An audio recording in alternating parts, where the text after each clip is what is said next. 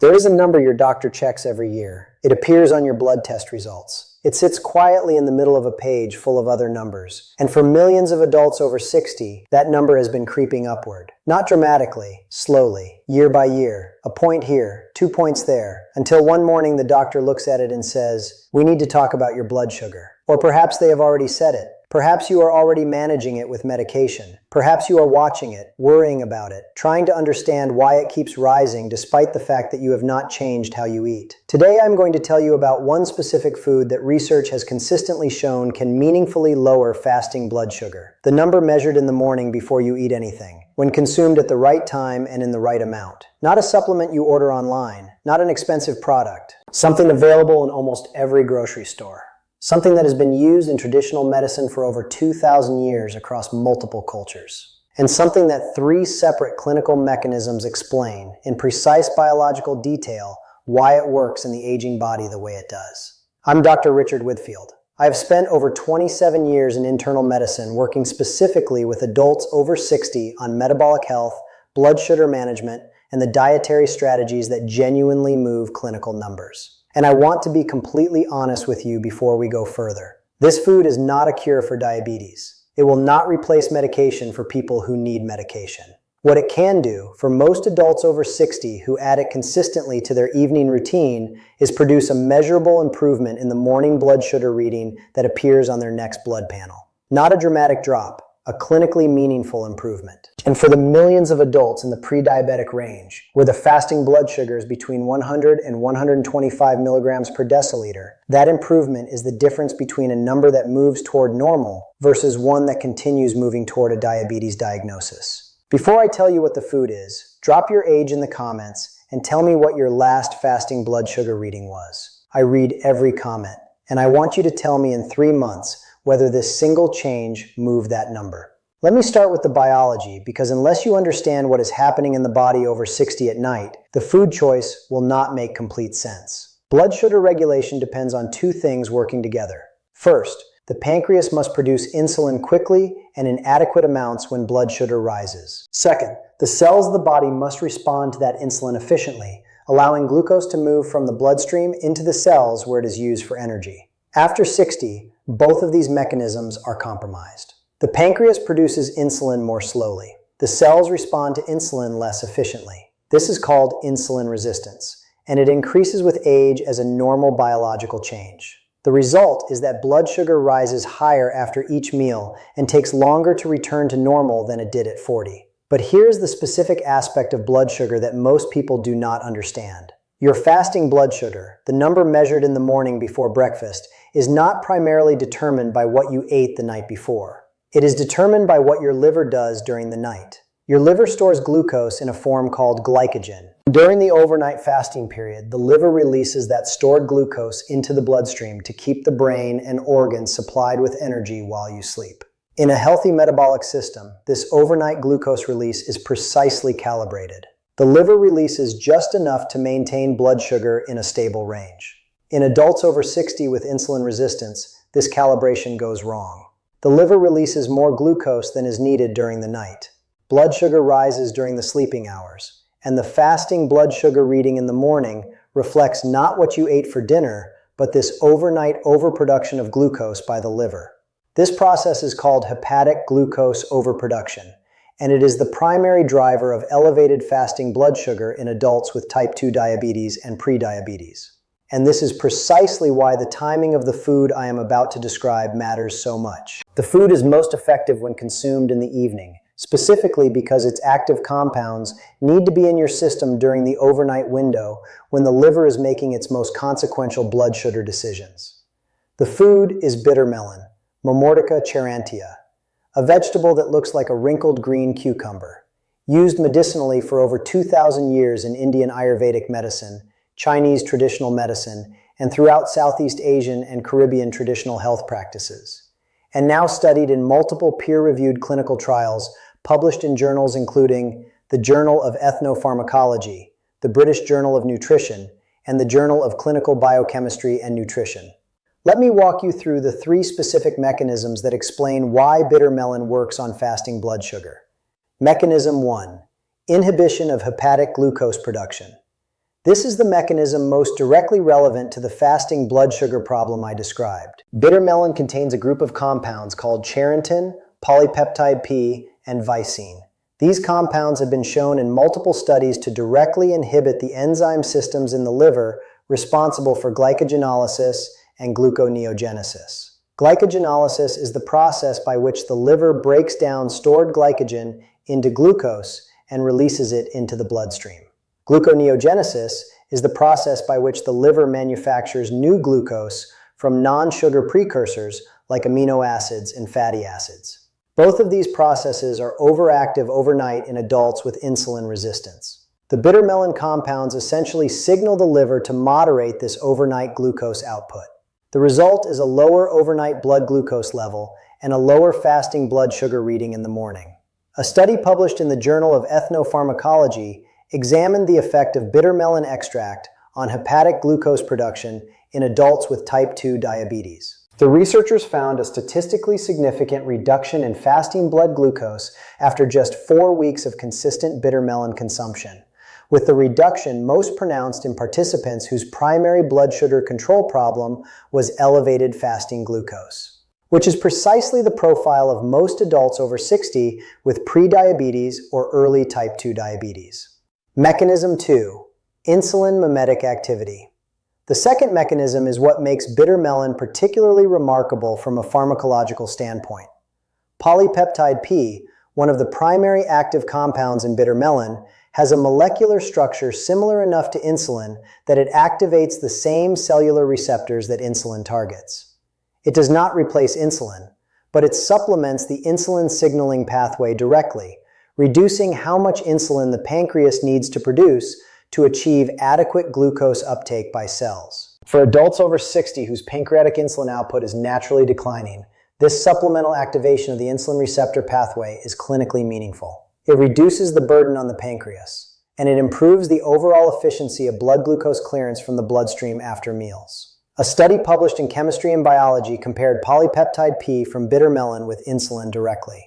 The researchers found that polypeptide P activated glucose uptake in target cells through the same receptor mechanism as insulin, with a potency that was lower than pharmaceutical insulin, but present and measurable at the concentrations available from dietary bitter melon consumption.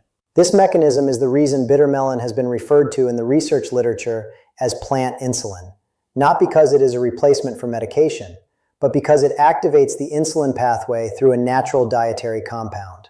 Mechanism 3. AMPK activation and glucose transport. The third mechanism is the one most recently elucidated in the research, and the one I find most scientifically compelling. AMPK stands for AMP-activated protein kinase. It is an enzyme that acts as the master energy regulator of the cell. When AMPK is activated, it does several things that are directly relevant to blood sugar control. It increases the density of glucose transporters on the surface of muscle cells, allowing more glucose to be pulled from the bloodstream into muscle tissue without requiring insulin. It suppresses hepatic glucose production through a pathway separate from the first mechanism I described. And it increases the sensitivity of fat and muscle cells to insulin, directly counteracting the insulin resistance that is the central problem in type 2 diabetes. AMPK is the same enzyme targeted by metformin, one of the most widely prescribed diabetes medications in the world. Bitter melon contains compounds, particularly charantin, that have been shown in cell and animal studies to activate AMPK through a mechanism similar to metformin's mechanism of action. A study published in the Journal of Nutritional Biochemistry found that bitter melon extract activated AMPK in liver and muscle cells in ways that produced measurable improvements in glucose metabolism. Now, I want to be responsible here. Most of the AMPK research has been in cell cultures and animal models, not large-scale human clinical trials. The human clinical evidence for bitter melon on overall blood sugar control is more mixed and involves smaller studies than I would like to see before making a strong therapeutic claim. What the human evidence does consistently show is specific and meaningful: reduction in fasting blood glucose, improvement in post-meal blood glucose levels, and in some studies, modest reductions in HbA1c over periods of 3 to 6 months. These are not the dramatic results of pharmaceutical medication. They are the realistic results of a genuine dietary intervention that works through multiple complementary biological pathways. How to use bitter melon correctly. Let me be specific, because the form, the amount, and the timing all matter. The most effective forms, in order of clinical evidence, are fresh bitter melon juice, made by blending the raw vegetable and straining the juice. Research studies most commonly used approximately 50 to 100 milliliters of fresh juice consumed in the evening, approximately 1 hour before sleep. Bitter melon cooked as a vegetable, particularly stir-fried with minimal oil, eaten as part of the evening meal. Bitter melon capsules or extract, which are widely available and standardized for active compound content. Research doses have ranged from 500 to 2,000 milligrams of extract daily, typically taken in 2 divided doses. The reason the evening timing is specifically recommended is the hepatic glucose production mechanism I described. You want the active compounds present in your system during the overnight window when the liver is making its most consequential blood sugar decisions. Taking bitter melon at breakfast or lunch does not position it where it can most influence the fasting blood sugar reading. Taking it with or after the evening meal, or within 1 to 2 hours before sleep, does. The taste is genuinely bitter, not unpleasantly so if you are prepared for it, but different from most Western palates experience. If you find fresh juice unpalatable, the capsule form is equally effective and far more manageable for daily consistent use. Consistency is the most important variable. Every study showing meaningful results use daily consumption over a period of weeks to months. Occasional use does not produce the same cumulative effects on the liver's overnight glucose metabolism. 2 important cautions. If you take metformin, discuss adding bitter melon with your physician first. Because both bitter melon and metformin activate AMPK, the combination can produce additive blood sugar lowering that might drop levels below your physician's target range. This is not dangerous in and of itself, but it is something your physician should be aware of and can easily monitor with more frequent blood sugar checks. If you take insulin, the same caution applies with even greater urgency. The insulin mimetic activity of bitter melon's polypeptide P combined with injected insulin requires medical oversight. For adults managing blood sugar with diet and lifestyle alone, or with medications other than metformin and insulin, bitter melon is generally well tolerated, with no significant safety concerns at the dietary doses described. What else happens in your body overnight when you add this? Beyond the blood sugar effect, I want to tell you about 3 additional benefits that the research on bitter melon has documented, because they are relevant to the specific health concerns of adults over 60. First, bitter melon has demonstrated anti-inflammatory activity in multiple studies. The polyphenol compounds in bitter melon suppress a pro-inflammatory signaling pathway called NF-kappa B. Chronic low-grade inflammation, sometimes called inflammaging, is one of the most consistent biological features of aging and is directly linked to insulin resistance, cardiovascular disease, and cancer risk. Any dietary compound that measurably reduces systemic inflammation is doing multiple good things simultaneously. Second, bitter melon has demonstrated hepatoprotective properties, meaning it protects liver cells from oxidative damage. For adults over 60 who take multiple medications processed by the liver, reducing the oxidative burden on liver cells is directly relevant to long-term medication safety. Third, bitter melon has been studied for its effect on LDL cholesterol and triglycerides. Multiple studies have found modest but consistent reductions in total cholesterol, LDL cholesterol, and triglycerides in participants who consumed bitter melon regularly alongside standard dietary management.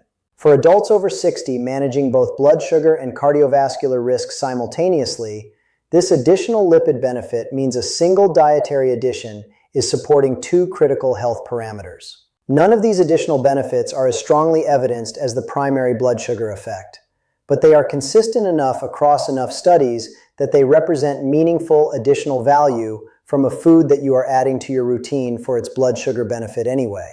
A patient I will tell you about. I want to share a patient case because I think it illustrates how this works in real life more honestly than statistics alone. I will call him Robert. He was 67 years old. He had been pre-diabetic for 3 years, fasting blood sugar consistently between 108 and 118. His physician had recommended dietary changes and weight loss. Robert had made genuine efforts. He had reduced his carbohydrate intake. He had started walking daily. His weight had come down modestly, but his fasting blood sugar had barely moved. We discussed bitter melon during one of his visits. He was skeptical, as most people are when I mention it, but he was motivated enough to try something. He began drinking approximately 60 milliliters of fresh bitter melon juice, blended with a small amount of cucumber and lemon to make it more palatable, every evening with his dinner. He did this consistently for 8 weeks. When he returned for his next blood check, his fasting blood sugar was 94. From 118 to 94 in 8 weeks. Normal range. He had not changed anything else. He had continued the same exercise, the same reduced carbohydrate diet, the same weight maintenance. The only new variable was the bitter melon. Now, I tell this story not as proof,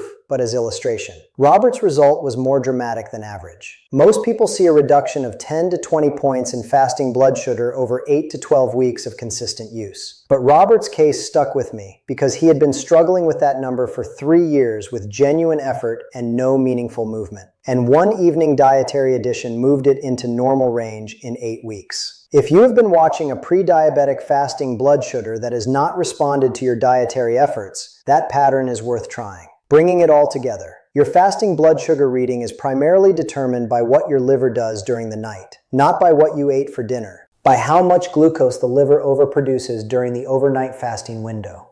Bitter melon consumed in the evening works on that specific process through 3 simultaneous mechanisms: direct inhibition of overnight hepatic glucose output, insulin mimetic receptor activation, and AMPK pathway stimulation that improves insulin sensitivity in both liver and muscle cells.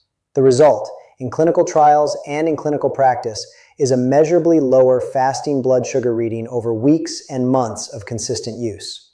Start tonight. 60 milliliters of fresh bitter melon juice with dinner, or 2 500 milligram bitter melon capsules with your evening meal, every evening without skipping. Check your fasting blood sugar with your home glucometer if you have one, or on your next blood panel if you do not, in 8 weeks. And bring the result to your physician so they know what you have been doing and can incorporate it into your overall management. Your blood sugar is a number that has been trying to tell you something. Tonight is when you start answering it differently. And if you want to understand which specific medications are making your blood sugar harder to control, even while you are taking medication faithfully, watch the next video on this channel right now. It is information that affects millions of seniors who have no idea that one of their other daily pills is working against their blood sugar medication every single morning. I'm Dr. Richard Whitfield. Stay informed, and I will see you in the next one.